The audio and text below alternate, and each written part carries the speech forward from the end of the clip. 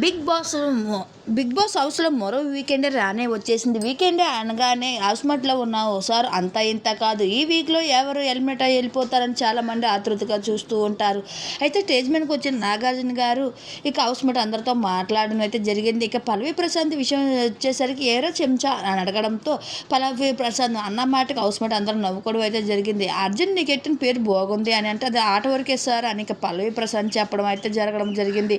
అయితే నువ్వు ఆ టాస్క్ అన్ని చాలా బాగా ఆడావు, అయితే కెప్టెన్సీ టాస్క్లో అన్ని నీ టాస్క్లు సూపర్గా ఉన్నాయి, ఇలాగే ఆడాలి అంటూ నాగార్జున గారు చెప్పడం అయితే జరిగింది. పూజ నువ్వు కెప్టెన్సీకి సరికాదు అన్నప్పుడు నువ్వు చాలా బాధపడ్డావు కదా అని నాగార్జున గారు పల్లవి ప్రశాంత్ అడగగా అవును సార్ అని చెప్తాడు.